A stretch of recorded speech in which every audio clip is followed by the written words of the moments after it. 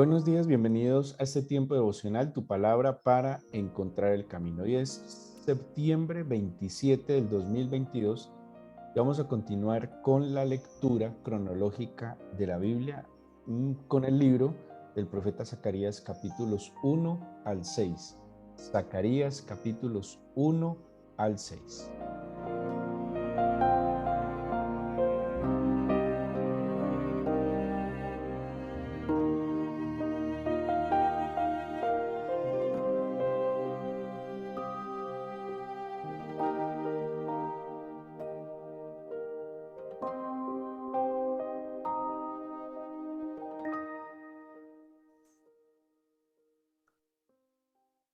Ayer estuvimos analizando cómo la profecía de Zacarías y de Ageo coinciden con un momento en una situación muy puntual del pueblo de Judá que había vuelto del cautiverio de Babilonia y cómo ellos habían iniciado la edificación del templo, seguramente con todo el ánimo, el anhelo, la disposición, la ilusión, y al encontrar oposición, que vimos un proceso de oposición que encontraron del pueblo que habitaba allí, ellos a través del profeta Zacarías y Ageo, en una profecía que dura entre los dos aproximadamente unos 6 meses, hubo un efecto y el efecto lo vemos en el capítulo 5 versículo 1 del libro de Esdras, en que el pueblo pues definitivamente se anima y logra cumplir la tarea.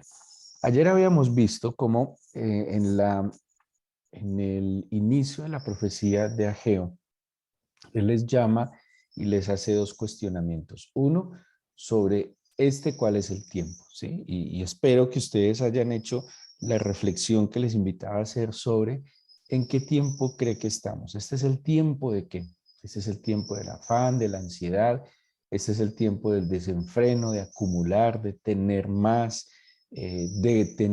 conocimiento de este mundo. ¿O este será el tiempo en verdad de volver el corazón al Señor y será el tiempo tal vez de edificar nuestras vidas como templo sagrado al Señor y también pues como congregación hacer parte del establecimiento del reino de Dios y su justicia a través de la evangelización, del discipulado, del acompañamiento a las personas que necesitan orientación y guía espiritual como nosotros. Y, y así es como dice primero que medite en sus caminos y que defina y disciernan en verdad cuál es el tiempo. Y luego les va a dar a mostrar como una realidad. Quisiera que miráramos esta parte de Ageo. Es como un diagnóstico que está haciendo el profeta Ageo de la situación en la que está el pueblo. El pueblo definitivamente está enfocado, está pensando que está en otro tiempo. Además hay que entender algo. Cuando se da la oportunidad de que el pueblo de Judá vuelva de Babilonia a Jerusalén, ellos habían logrado establecerse en Babilonia, ¿sí? Seguramente tenían trabajos, empresas, seguramente muchos habían prosperado incluso, y eso se sabe históricamente, que el judío creció, se estableció y prosperó en Babilonia. Así que para algunos volver a Jerusalén era salir de esa zona de confort, era salir de esa situación cómoda que con toda seguridad les había costado, pero volver a Jerusalén implicaba tal vez abandonar ese estatus que habían logrado en Babilonia. ¿Quiénes irían a volver? Los que en su corazón estarían movidos por el anhelo de la casa del Señor, por el anhelo de aquel lugar en donde ellos se encontraban con el Señor. Pero aún los que volvieron, al pasar el tiempo también y al ver oposición, que a veces creemos que no va a haber oposición incluso en proyectos que son buenos proyectos que van a glorificar al Señor, se desanimaron. Y cada uno empezó a hacer lo suyo, cada uno empezó a enfocarse, entonces cada uno empezó a pensar en su casa, en su familia, y dejaron atrás la edificación del templo del Señor. Se ocuparon en sus necesidades puntuales, físicas, que es completamente válido, pero nunca que supere la prioridad de nuestra vida de cultivar una vida espiritual. Así que les vuelve a decir Ageo, meditad en vuestros caminos. En el versículo 7, si están siguiendo la lectura, capítulo 1, versículo 7, dice, meditad en vuestros caminos. Les va a hacer un diagnóstico y dice, analicen estas situaciones a ver qué puede haber pasado. Entonces dice, siembran mucho y recogen poco. Comen y no se sacian. Beben y no quedan satisfechos. Se visten y no se calorean. Trabajan a jornal y lo que reciben es como si lo recibieran en saco roto. Buscan mucho, hallan poco y en lo que tratan de encerrar en su casa, algo así como lo que tratan de cuidar y guardar o atesorar, podría decirse atesorar, dice, será disipado en un soplo. Además, ¿qué pasó? Se detuvo la lluvia, la tierra detuvo sus frutos y ha venido la sequía. Mire todo lo que el Señor les dice. Yo quiero que analicen sus caminos. Yo quiero que se detengan por un momento. Meditar en su corazón o meditar en los caminos es reflexionar, es de verdad sentarse, analizar lo más objetivamente posible.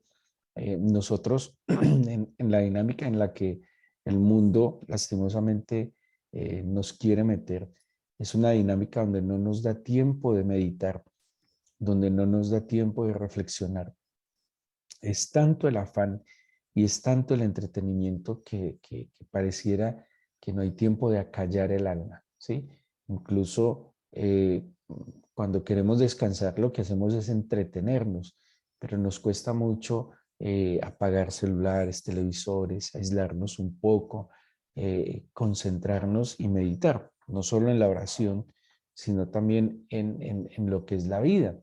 Nosotros hoy muy poco reflexionamos sobre la vida, sobre si lo que estamos haciendo es lo que deberíamos estar haciendo, si lo estamos haciendo bien, si estamos alcanzando objetivos, si somos cristianos y como cristianos creería yo pues que todos buscamos y deberíamos pretender hacer la voluntad del Señor, ¿sí? O sea, un cristiano, creo yo, que le ha entregado su vida al Señor Jesús, pues pensaría en que su vida fuese agradable delante del Señor.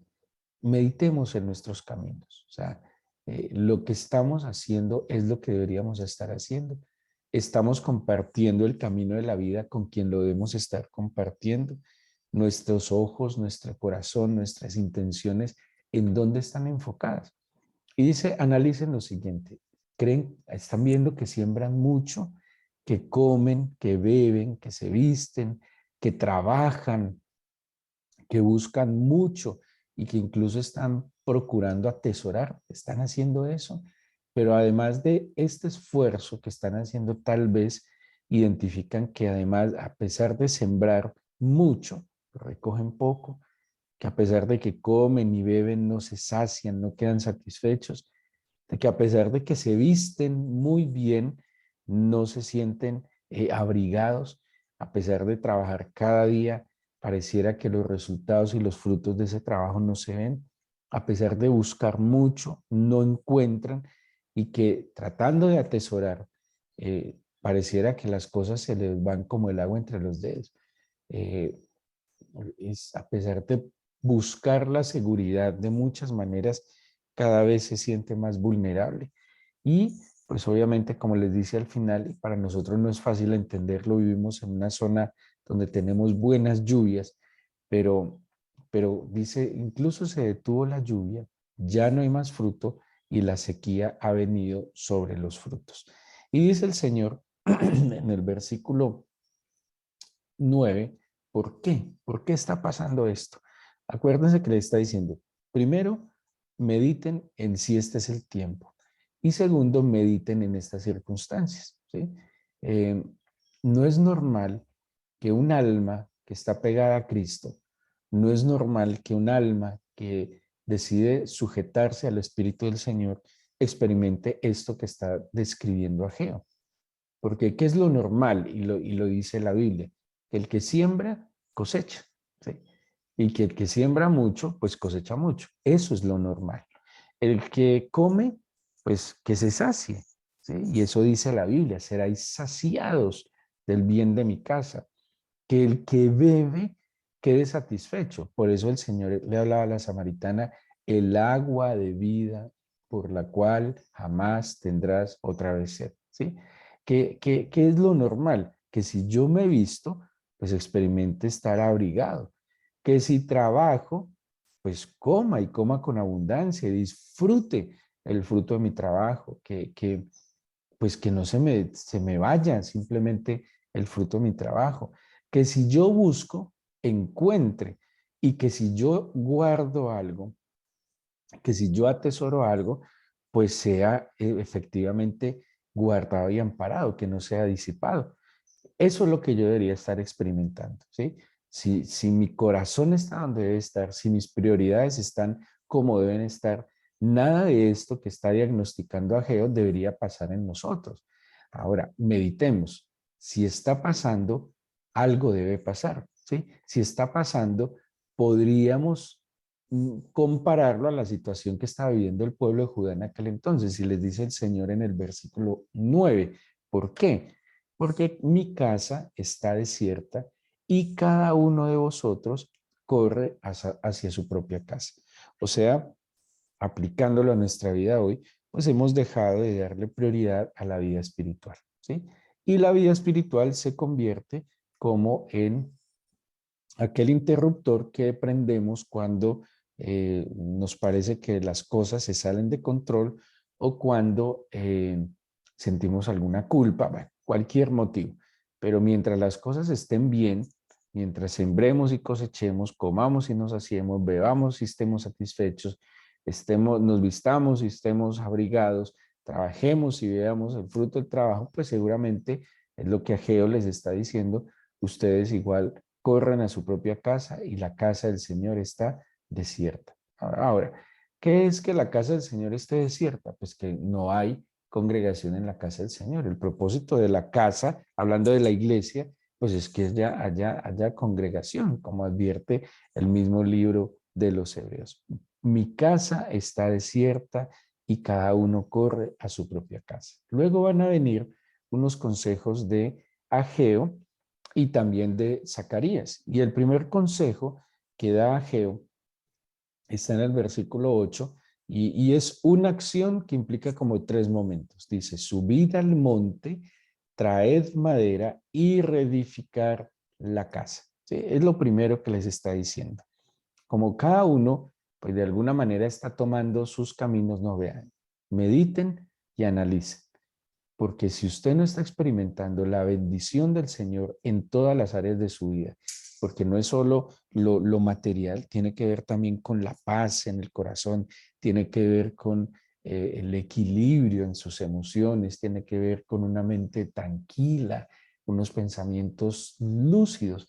Si no estoy experimentando esto, pues lo primero que les aconsejo es que suban al monte, traigan madera, edifiquen la casa. Hace mucho tiempo que yo eh, entendí este versículo como la búsqueda del Señor. Subir al monte, la vida espiritual definitivamente es como subir a un monte. Subir a un monte implica esfuerzo. No es lo mismo descender que subir. No es lo mismo quedarse en el valle que subir al monte. Subir al monte implica, así lo veo yo cuando estudio la Biblia, cuando el pueblo, cuando el creyente subía al monte, el Señor descendía a ese monte a encontrarse con él. Lo vemos en mucho en el Sinaí con Moisés, el pueblo de Israel, cuando también David establece el lugar de culto en el monte Moriah, donde hoy queda la explanada del templo. Y el pueblo de Israel siempre peregrinó ascendiendo al monte. Subir al monte es esforzarse en buscar el rostro del Señor, en orar, en adorar. Subir al monte. De hecho, se me viene a la mente Abraham. Abraham subió al monte. Y Abraham subió al monte primero a dar, que fue a ofrecer a su hijo unigénito Isaac. bueno, en ese momento ya no era unigénito, estaba primero Ismael, pero él era el hijo de la promesa, a Isaac, y cuando él fue al monte a ofrecer a lo que él tanto amaba, pues el Señor le dio, le proveyó para ofrecer. Así que cuando yo suba al monte a adorar, cuando yo suba al monte a buscar el rostro del Señor, ¿qué me va a dar Él? Madera. Me va a dar a mí material para reedificar la casa, ¿sí? Entonces es como una acción, o más bien una orden que tiene tres acciones. Suba al monte, traiga madera, reedifique la casa. Y estamos hablando de reedificar la casa del Señor. O sea que subamos al monte, como dice Pablo a los Corintios en el capítulo 3 en la primera carta, para que el Señor nos dé oro, plata y piedras preciosas para sobreedificar sobre el fundamento que es Jesucristo. En el monte del Señor, en las alturas, en el encuentro con el Señor, yo recibiré los mejores materiales para reedificar mi casa. Luego, ¿qué les va a decir? En el capítulo 2, dirigiéndose a Zorobabel directamente, dice, esfuérzate, capítulo 2, versículo 4 de Ageo. Dice, esfuérzate. Dice el mismo versículo 4, esfuérzate también Josué, hijo de Josadac. Entonces el Señor le dice, suba al monte, trae madera y reedifique la casa y esfuércese, ¿sí? Luego les dice, cobrad ánimo, pueblo todo de la tierra. Y luego les dice, trabajad porque yo estoy con vosotros, dice el Señor. Y Zacarías, bueno, el versículo 5 de Ageo, se los va a leer, dice, según el pacto que hice con vosotros cuando salisteis de Egipto, así mi espíritu estará en medio de vosotros, no temáis. Luego promete que sería llena la casa de la gloria del Señor. Y Zacarías, en el capítulo 1, les va a dar un consejo y es, vuélvanse a mí, me volveré a vosotros. Así que ante este diagnóstico, fruto de la meditación en el corazón, ¿sí? Yo hoy puedo meditar y entender, si yo estoy experimentando que a pesar de sembrar, comer, beber, vestir, trabajar, buscar, encerrar, no estoy viendo ese fruto, sino que por el contrario las cosas son disipadas, apocadas, se pierden, no hay fruto, solo hay frustración o lo suficiente. La vida del Señor no puede ser lo suficiente. El Señor dijo, cuando Juan 10, cuando el capítulo 10 del Evangelio de San Juan, en el versículo 10 dice, yo he venido para que tengan vida y tengan vida suficiente. Eso no dice la Biblia. La Biblia dice, yo he venido para que tengan vida y tengan vida en abundancia. La abundancia es el fruto coherente de una vida en Cristo Jesús, ¿sí? No la suficiencia, no la escasez. Entonces, un cristiano que vive en escasez es porque no está disfrutando la vida que el Señor le ha prometido. Y la escasez, insisto, no se limita a lo material. Claro que también, obvio que también, pero no se limita a lo material. La abundancia es una abundancia en inteligencia, en capacidades intelectuales, inteligencia emocional, son capacidades físicas también. La abundancia no será salud, no es un extraordinario recurso tener una buena salud. La abundancia también es, bueno, es poder contar con lo necesario y un poquito más en lo material y en lo físico. Así que ya tenemos que tomar unas decisiones, ¿no? ¿Qué nos dice el Señor? Suban al monte, traigan madera, dejen la comodidad. O sea, haciendo lo mismo no van a lograr resultados diferentes. Si buscando al Señor mediocremente 5 minutos, media hora, pues no le basta, pues va a tocar orar un poco más, va a tocar disponer el corazón un poco más. O si a pesar de orar y orar mucho y leer la Biblia no pasa nada, bueno, Señor, escudriña mi corazón. ¿Qué hay? ¿Qué hay en lo profundo de mi ser que no me deja algún resentimiento, alguna situación pendiente que no soluciono? A, a pesar de orar tal vez todos los días y leer la Biblia, puede haber un pecado inconfeso, puede haber una acción, una actividad, un hábito que no he querido dejar y yo sé que está mal, una relación, un mal hábito, no sé, alguna cosa que necesitamos pedirle al Señor que saque a la luz y que saque a la luz no para condenación, sino para liberación. Porque si estoy haciendo lo que me dice la palabra del Señor y al meditar en mis caminos veo que en verdad no hay resultados, bueno, Señor, muéstrame. Puede ser soberbia, puede ser superioridad moral, puede ser, Señor, un pensamiento equivocado, una idea equivocada y falsa que tengo en mi cabeza. Muéstrame, examíname, oh Dios, prueba en mi corazón. Muéstrame si en mí hay camino de maldad, dice el Salmo 139. Eso también es parte de la oración que día a día debemos hacer, porque no es normal que nosotros no disfrutemos la plenitud del cumplimiento de la palabra del Señor en nosotros. Luego entonces de subir, traer madera, edificar la casa, vamos a esforzarnos, cobremos ánimo, trabajemos y volvamos al Señor. Este camino es de esfuerzo. Vamos a trabajar, vamos a construir, vamos a insistir, a persistir.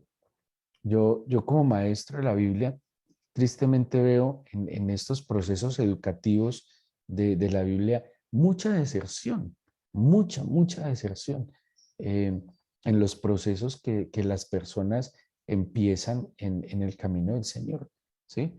Empezamos tal vez como el pueblo, vamos a volver a Jerusalén, edifiquemos la casa, pero cuando empiezan a tener dificultades, cuando empieza a haber, no sé, desafíos un poco más altos, simplemente vamos dejando a un lado los procesos espirituales, la congregación. El congregarnos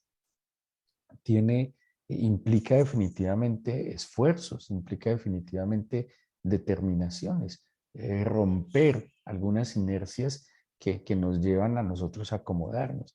Entonces, por eso es que no hay crecimiento, por eso es que no hay en verdad la plenitud. ¿Qué dice el Señor? Que cuando yo suba al monte, me esfuerzo, cobro ánimo, trabajo, me vuelvo al Señor, la gloria del Señor descenderá sobre esta casa, sobre mi vida.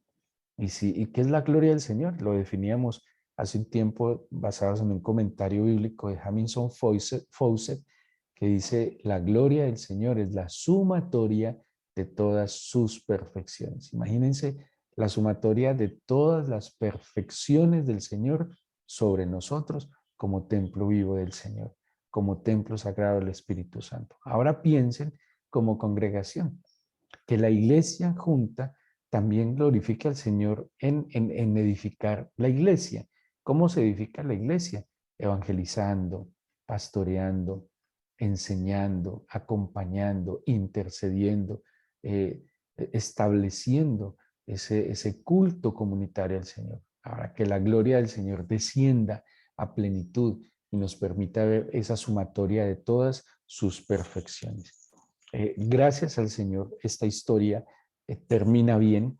Gracias al Señor, dice la Biblia, que ellos oyeron atentamente al Señor. Dice así en el capítulo 1 de Ageo, oyó Zorobabel, hijo de Salatiel, y Josué, hijo de Josadat, sumo sacerdote, y todo el pueblo, la voz del Señor su Dios y las palabras del profeta Ageo, como le había enviado el Señor su Dios, y temió el pueblo delante del Señor. Espectacular. Y dice el versículo 14, y despertó el Señor el espíritu de Zorobabel, hijo de Salatiel, gobernador de Judá, y el espíritu de Josué, hijo de Josadac, sumo sacerdote, y el espíritu de todo el pueblo, y vinieron y trabajaron en la casa del Señor de los ejércitos, su Dios. ¿Cómo podemos orar efectivamente? Bueno, Señor, si estoy oyendo tu palabra, si estoy oyendo, Señor, tu mensaje, yo te suplico que dispongas mi corazón y lo despiertes. ¿Y lo despiertes para qué? Para subir al monte, traer madera, reedificar la casa, esforzarme, cobrar ánimo, trabajar y terminar esta obra que tú quieres que yo termine. Conclusión, pues Zorobabel y todo el pueblo logran edificar la casa. ¿Qué sucedió después?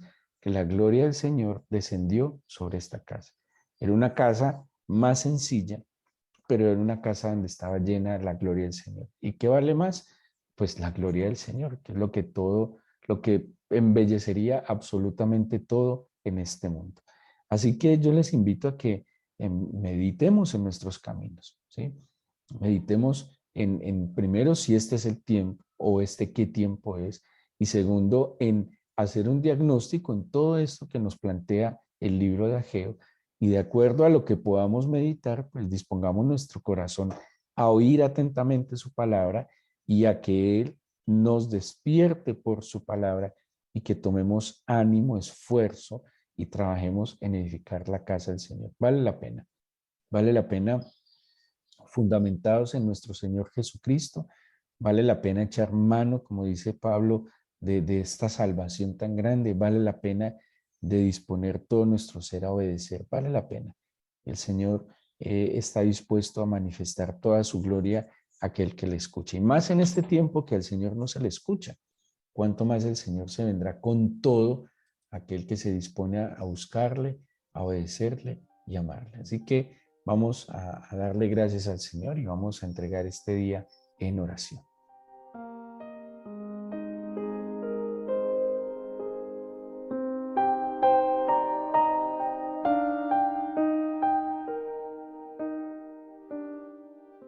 Yo quisiera invitarles a que nuestra petición de hoy sea que el Señor nos despierte. Digámosle así, que nos despierte. Yo le invito a que levante su voz, a que dirija su oración con fervor, con piedad, con devoción, y le diga así: Señor, despiértame por favor. Sácame de este adormecimiento, del entretenimiento. Por favor, despierta mis sentidos, a ti mi oído. Despierta mi oído, abre mis ojos, dispón mi corazón. Despiértame para que yo pueda meditar en mis planes. Sácame, Señor, de el entretenimiento que me confunde, me engaña.